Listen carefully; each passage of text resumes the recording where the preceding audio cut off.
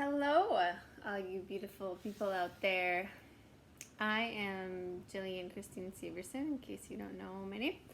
And this is the first astrology talk video I am going to be sharing.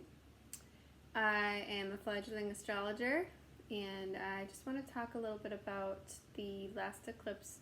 Even though it was a week ago, it's still really relevant because it takes about 6 months for eclipses to pan out, and there's some aspects within the chart that perfected, and that happened during the week as well that I'll talk a little bit about.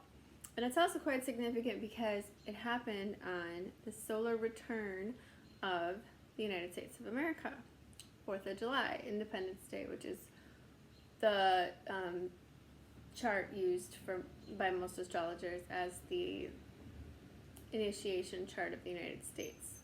So it works very much like a human's natal chart, and people can get a solar return reading each year on their birthday to kind of see how the next year is going to go. So having an eclipse happen on that day is pretty significant. So let's get into it. By the way, I'm a little over 8 months pregnant, and that would be why I didn't end up doing the video last Sunday like I had planned, because I also have dietary restrictions, and on the 4th of July, the day before, I accidentally broke it twice, and it was just sort of indisposed on the following day. So here is the chart of that last eclipse. So here's the chart of that eclipse last week. In some parts of the world it was on July 5th, but and even on the East Coast here in the US, but the rest of the time zones here, it was on the 4th. And either way, the sun's at about the same spot it was in the original USA chart.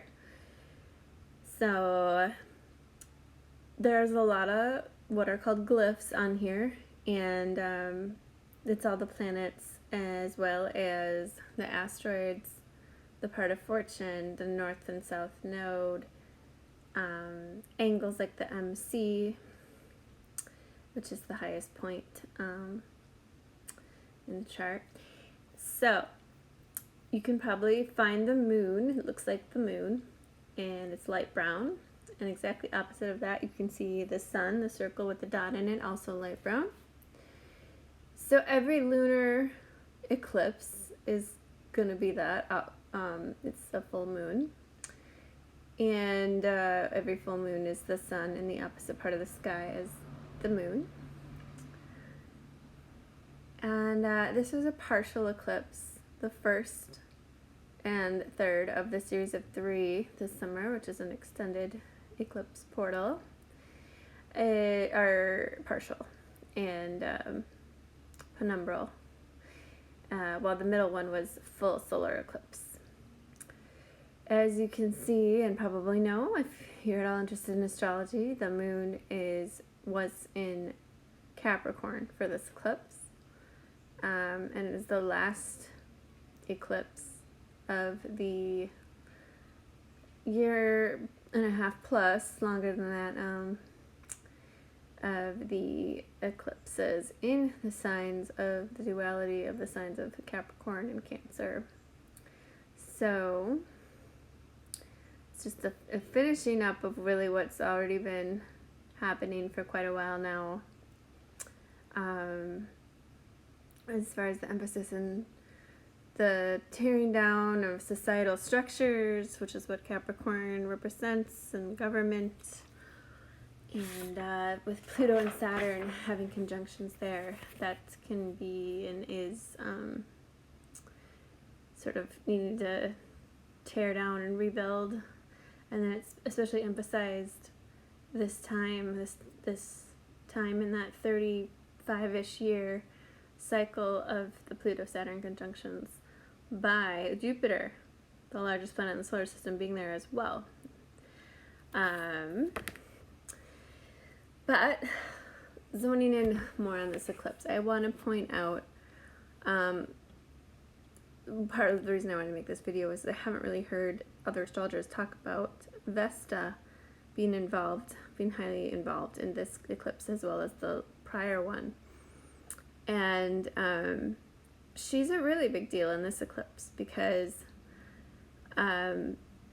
she is what is called by ancient astrologers, which is a sect of astrology I've been studying for quite a while, Cazimi, the sun. The Vesta is the little black symbol to the right of the sun that looks kind of like a bonfire, like a flame. And Cazimi means in the heart of the sun. And it's when any body, planetary body, is aligned within the heart of the sun, just within 17 minutes of a degree. So right there in the middle, perfect alignment. And ancient astrologers explained this as going through a holy fire purification, and it really emphasizes the qualities of the planet going through it. And this is happening right, as you can see, within just minutes of a degree during the exactitude of the eclipse. So that's what I want to talk about first a little bit more. So Vesta is the goddess of the sacredness of sexuality. Maybe you didn't know that sexuality is sacred. It's a sacred thing. Sadly, that might be because a couple of these major asteroid goddess planets that I keep an eye on, well, all of them are only considered asteroids and not planets, while there's 8 masculine planets and only 2 to represent aspects of the feminine. Originally, when originally when a couple of these 4 were found, they were considered planets, but then quickly got demoted. Why? Because we live in a capitalist, a patriarchal society, and sadly, yeah, that's just the kind of the, I would even go as far as say misogyny that comes out in its ruling, because they're like the size of Pluto, so there's no other real reason. A couple of them are smaller, but anyway, I should do a whole different video about that. Ceres is now considered a minor planet, so she got promoted around the time that Pluto got demoted to a minor planet instead of a planet. So that is absolutely great, and I am super thankful for whatever astronomer did that because that will affect our reality in a great way, and it definitely shouldn't be the other way around that it was. So if you know the story of Ceres, which involves Pluto, it's quite dark, and he shouldn't take precedence over her, is my opinion there. So Vesta, the goddess of sacred sexuality, is getting purified. Vesta was also about maintaining and stoking the fire of the home and hearth. Sometimes that can include sensuality, or also just autonomy over a woman's body. And sometimes being single and celibate can be an opposite and sort of similar kind of sacredness when it comes to, I guess, the absence of sexuality. And so that archetype is going through this purification that's gonna be unfolding over these next 6 months, which is wonderful, which is beautiful. And it's even stronger that she's in the sign of Cancer, which is the first sign of the Fema Mundi, which is the ancient chart of the world. And I think I know there's at least one minority modality of astrology out there that still uses Cancer as the first sign of the zodiac instead of Aries, which are most beginning points of it now. I guess it could be argued either way, since they are both at the like the solstice or the equinox. I sort of feel like a solstice point is more of a beginning point than an equinox myself, but anywho. All right. So, Cancer is also the sign of women and children and mothers and nurturing and therefore domestic things, and that emphasizes this even more. And the prior eclipse to this one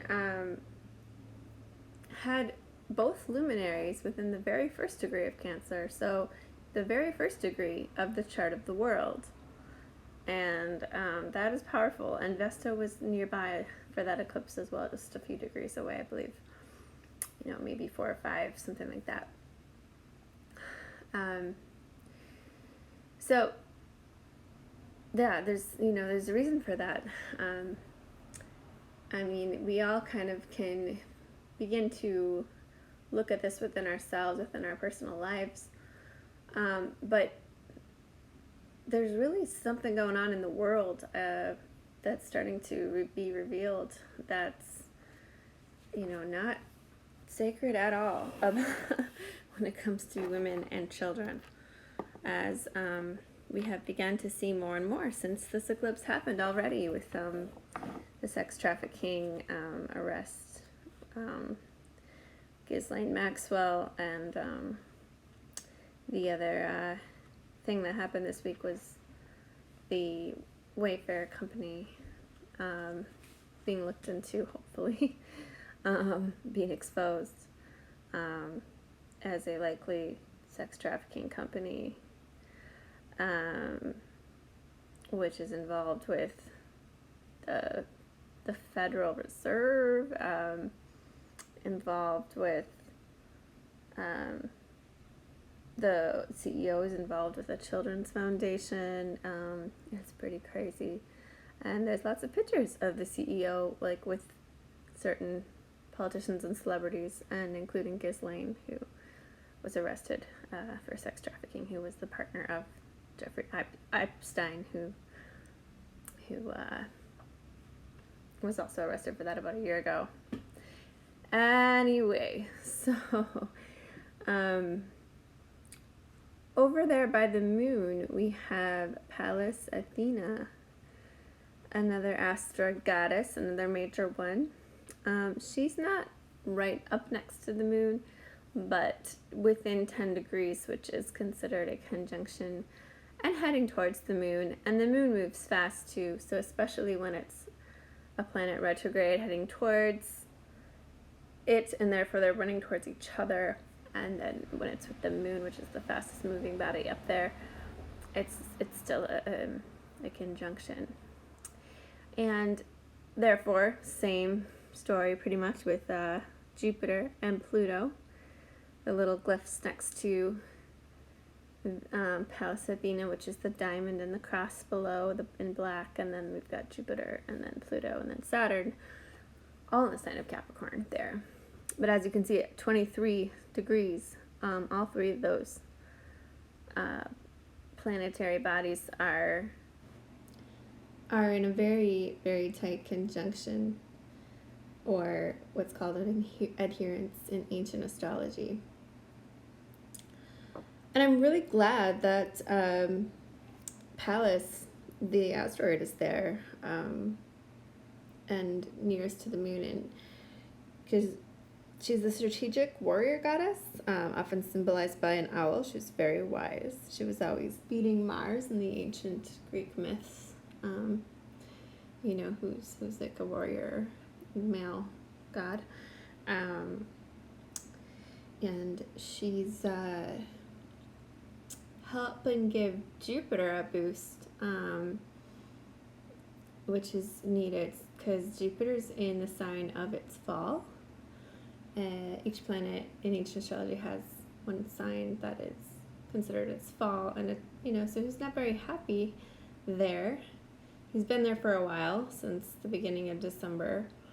I'm pretty sure it might have been the very end of November. But it's going forward with this. I think the significations of Jupiter being teaching.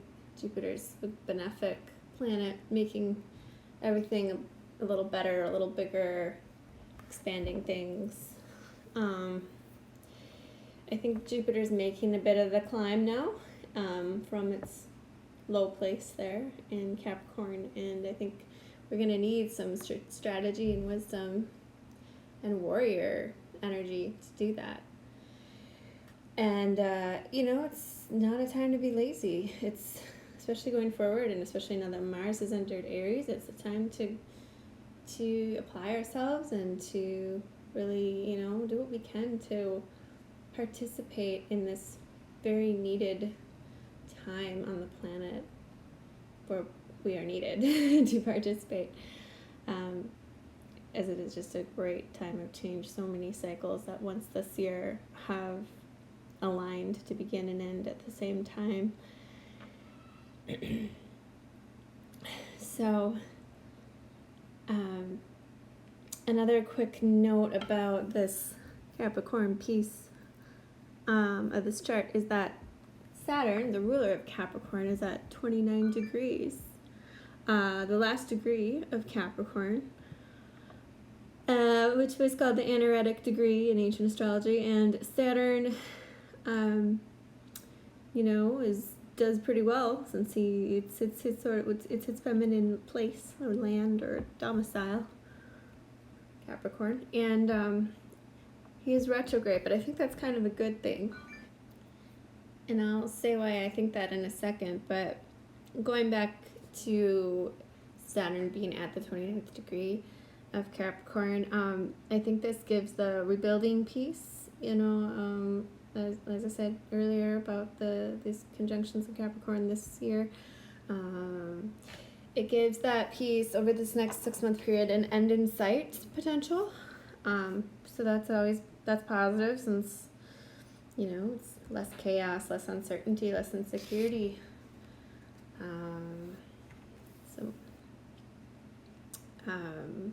More of that the better right now.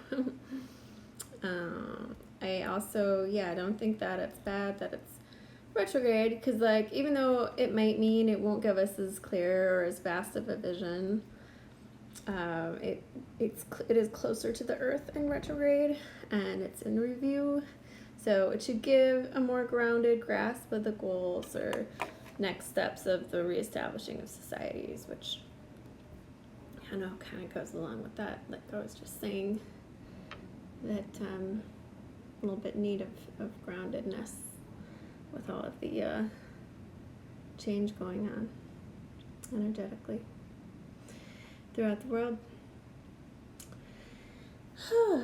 So I want to talk about one more thing here. Another aspect that was taking place during this last eclipse, as you can see here in the chart, was Mars squaring Mercury. Mars is the little red circle with a arrow coming out the top side of it in the second house over there. Mercury is in the sign of Cancer. It's the purple symbol next to the sun at 7 degrees in the 5th house in Cancer there. And there are other aspects going on, but this is just one of the more major ones. And looking at the main planets over the outer planets, because ancient astrologers didn't know about the outer planets yet, and I'm sort of trying to stick to using ancient astrology for the time being. Alright, so Mars is in the sign of Aries. which is its domicile, its masculine home. Very strong in Aries. And it's in an overcoming square to Mercury in the sign of Cancer. And Mercury is retrograde. It is separating, but it's still about 3 degrees apart, so pretty strong aspect.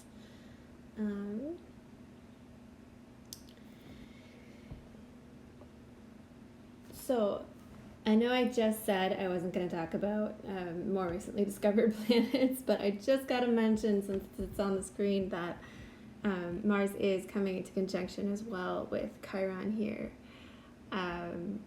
It's still kind of a wide conjunction, I guess, but it's been, it's Mars in Aries is really stimulating, so it's stimulating everything it's touching here, and that Chiron has been in the masculine, sort of the divine masculine sign of Aries, for a little while now as well, and really kind of working on cleaning up that toxic masculinity and the wound. Chiron is the wounded healer. So I'm just going to mention that, but leave it there, and you can sort of integrate that how you like or not, with these other things I'm going to say that are more just based on Mars squaring Mercury in Cancer. Retrograde.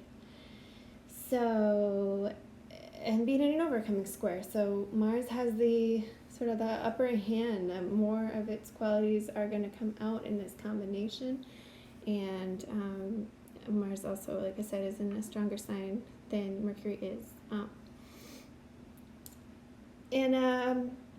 So one thing this could be is violence towards women and children. Again, with Mercury being in Cancer, women and children. On the other hand, it can be fierce protection of them, since, Mars can be somewhat positive in Aries, and coming into that healing there with Chiron. So I would guess that we would see some of both over the next upcoming 6 months. Also, it could be the heat of Aries and the wateriness of Cancer makes you think like boiling water. Emotional and heated conversations can happen. Can be a tendency towards harsh language or yelling or belligerent communication. So that's something to watch out for and keep an eye on. And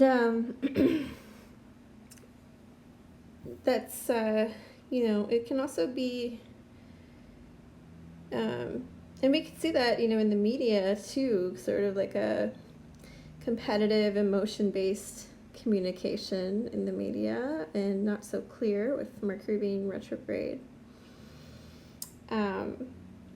It can be theft of things, with Mercury being things and often ideas or information. So theft of ideas or information is sort of a symbolism here, and you might want to keep an eye, therefore, on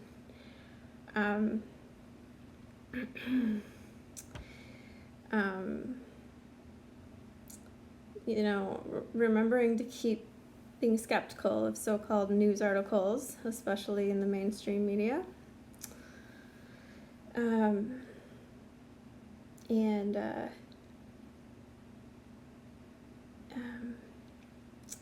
What else? So it can be an invasion of the home, Mars in its warrior sign and its warrior mode, and its overcoming squares. Squares are challenging. It can be an invasion of, again, Cancer is the sign of the domestic things of the home. So we want to watch out for that. I kind of want to mention the 2-word phrase that this immediately brings to my mind, but I don't know. With all the flagging going on YouTube, I think I might just let you guess what I'm referring to there. It's already starting to happen some places, sadly, and I hope it doesn't get more invasive. And maybe it won't. But that's just a possibility that comes to mind.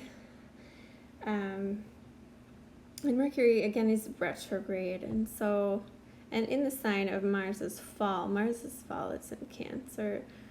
But then Mars has some other esteem from all the signs in its exaltation, the opposite sign of Cancer, which is Capricorn. I mean, all of the planets in its exaltation.